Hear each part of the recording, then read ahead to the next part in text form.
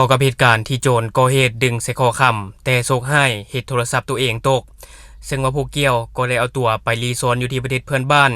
แต่ในที่สุดก็บ่เหนือความพยายามของตำรวจลาว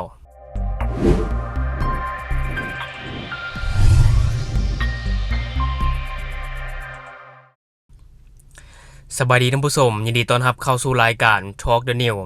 และในมื้อนี้เองข้าพเจ้าจะพาท่านผู้ชมมาติดตามข่าวที่ว่ามีโจรดึงใส่คอแล้วเฮ็ดโทรศัพท์ตัวเองตกเหี้ยอยู่บ้านโพนปาเป้า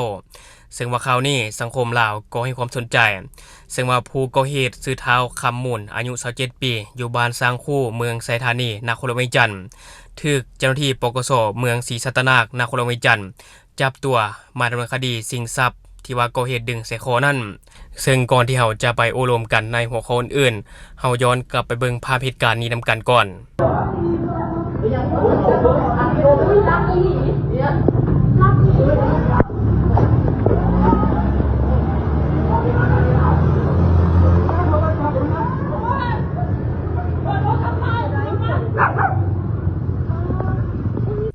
และที่ผ่านไปก็จะเป็นภาพเหตุการณ์ท่านผู้ชมซึ่งว่าผ่านมาพวกเกี่ยวก็เคยก่อเหตุมาแล้ว15ครั้งและก็เคยถูกตัดสินลงโทษตัดอิสรภาพ5ปีในปี2019พอพ้นโทษออกมาเนาะแต่ว่าพวกเกี่ยวก็บ่เข็ดหลาบท่านผู้ชมกลับมาก่อเหตุซ้ำอีกแต่ว่าเทื่อนี้ก็หนีบ่รอดภายหลังที่ไปรีซอนเนาะภายหลังที่พวกเกี่ยวหลบหนีไปอยู่ประเทศเพื่อนบ้านมาซึ่งว่าข่าวนี้ข้าพเจ้าจะมาจากเพจโทรโข่งที่ว่าเขาจะได้ลงเอาไว้ก็คือว่าท่านพันโทอินปันหาดาวเรืองรองหัวหน้ากองบัญชาการปกสเมืองศรีสัตนานครเวียงจันทน์ได้เปิดเผยคดีดังกล่าวในวันที่11พฤศจิกายน2025ให้รู้ว่าเกี่ยวกับการแก้ไขคดีชิงทรัพย์ดังกล่าวในเบื้องต้นในวันที่9สิงหาคม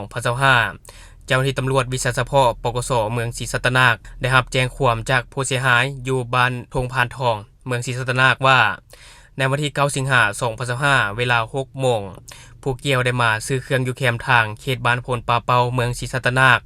ในขณะที่ตนจะกลับก็ได้มีผู้ชายนุ่งทรงขายาวสีเทานุ่งเสื้อแขนยาวสีดำใส่หมวกกันน็อกสีดำขี่รถจักร Honda Wave สี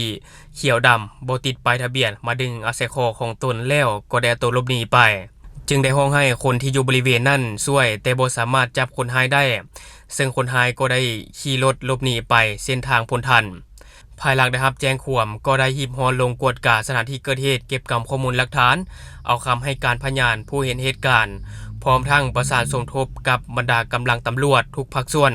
เพื่อสกัดกั้นรถคันดังกล่าวเพื่อจับคนร้ายพร้อมกันนั้นก็ได้เฮ็ดเวียกงานสืบค้นหาจนสามารถกำหนดผู้ก่อเหตุได้ชื่อท้าวคำมูลหรือมูลอายุ27ปีอยู่บ้านสร้างคู่เมืองไสธานีนครเวียงจันทน์จนมอดวันที่5พฤศจิกายน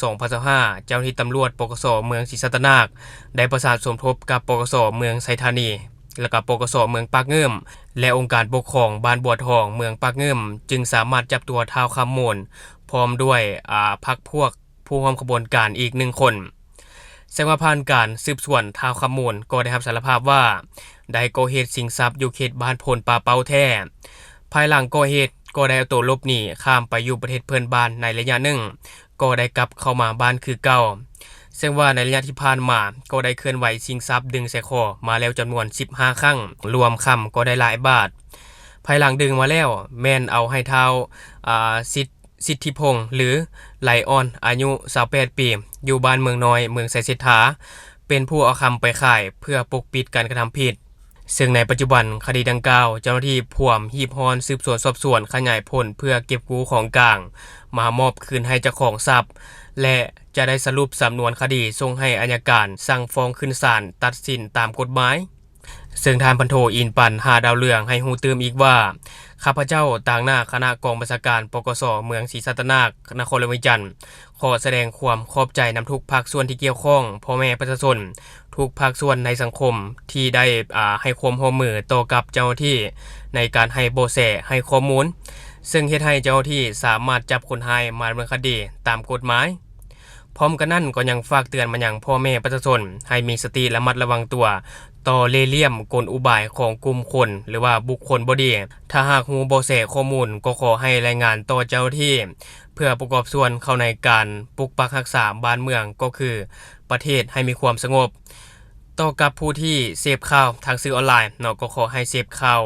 อย่างมีสติและก็ระมัดระวังตัวในการแสดงความคิดความเห็นการกดไลค์กดแชร์ข่าวสารต่างๆที่ว่าบ่มีมูลความจริงและที่ผ่านไปก็จะเป็นเนื้อในข่าวที่ว่าเพจโทรโข่งเขาจะได้ลงเอาไว้ทางผู้ชมอันนี้ก็ถือว่าเป็นเรื่องที่ดีเนาะเป็นเรื่องที่น่าชื่นชมเจ้าหน้าที่ตำรวจของลาวที่ว่าสามารถจับตัวผู้ก่อเหตุดึงใส่ข้อคำอยู่บ้านโพนปาเป้าซึ่งว่าข่าวนี้เกิดขึ้นในเมื่อวันที่9เดือน8 2025ที่ผ่านมาท่านผู้ชมก็คือผ่านมา2เดือนแล้วเนาะอันนี้ก็เดือน11เดือน9เดือน10เดือน11ผ่านมา2เดือนแล้วจึงสามารถจับตัวผู้เกี่ยวได้ก็ถือว่าเป็นเรื่องที่น่าชื่นชมและก็ยังมีกรณีอื่นๆที่ว่ามีโจรก่อเหตุเนาะและก็ยังบ่สามารถนำจับได้แต่ก็น่าจะอยู่ในขั้นตอนของการเก็บกำข้อมูลหาหลักฐานหรือว่าในการนำจับผู้ก่อเหตุอยู่อันนี้ก็ขอเป็นกำลังใจให้กับเจ้าที่ทุกภาคส่วนซึ่งว่าผู้เกี่ยวเนี่ยนะท่านผู้ชมก็คือว่าได้เอาตัวหลบหนีไปอยู่ประเทศเพื่อนบ้านข้าพเจ้าคิดว่าน่าจะเป็นประเทศไทยท่านผู้ชมน่าจะข้ามไปประเทศไทยเพราะว่ามีการเขียนข่าวอยู่เพจหนึ่งเดี๋ยวข้าพเจ้าจะขึ้นให้ท่านผู้ชมได้เบิ่งที่ว่าเขาจะได้ลงเอาไว้ก็คือว่าผู้เกี่ยวเนี่ยนะเนาะได้ไปซื้อโทรศัพท์ใหม่ท่านผู้ชมหลังจากก่อเหตุแล้วก็ได้ไปซื้อโทรศัพท์ใหม่แล้วพนักงานอยู่หานเนาะหาโทรศัพท์นี่ก็ได้ถามว่าจะไปไซเนาะก็คือผู้เกี่ยวก็ได้ตอบว่าจะข้ามไปฝั่งไทยซึ่งหลังจากนั้นเจ้าของห้างก็ได้โพสต์ภาพกล้องวงจรปิดอยู่ภายในห้างออกมาและเจ้าหน้าที่ก็ได้มีการนำจับเนาะแต่ว่าบ่สามารถนำจับได้จนผ่านไป2เดือนผู้เกี่ยวกลับคืนมาประเทศลาวเนาะจึงสามารถจับกุมได้อันนี้ก็ถือว่าเป็นเรื่องที่น่าชื่นชมและก็มันเชื่อเห็นว่าการที่เขากระทำความผิดบ่ว่าเขาจะไปรีซ่อนอยู่ในประเทศใดก็ตามเนาะบ่แม่นมื้อใดก็แม่นมื้อหนึ่งที่เฮาจะถูกจับอันนี้ก็ต้องฝากเตือนเอาไว้ทางดีแล้วบ่เฮ็ดน่าจะดีกว่าเนาะเป็นคนดีของสังคมน่าจะดีที่สุดและทั้งหมดก็คือสิ่งที่ข้าพเจ้าอยากจะนำเสนอในมื้อนี้สำหรับท่านผู้ชมคนใดเบิ่งคลิปของเราแล้วยังบ่ได้กดติดตามช่องยังบ่ได้กดกระดิ่งแจ้งเตือนก็อย่าลืมเนาะไปกดเพื่อเป็นกำลังใจให้ข้าพเจ้า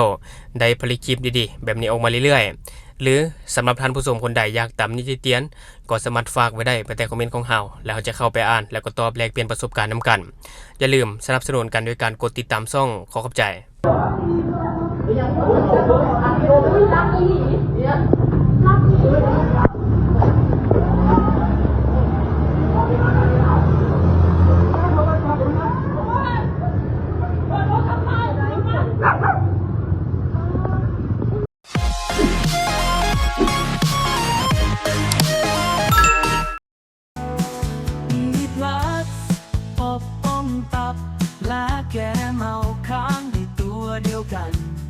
รสชาติติดกลิ่นหอมกินง่าย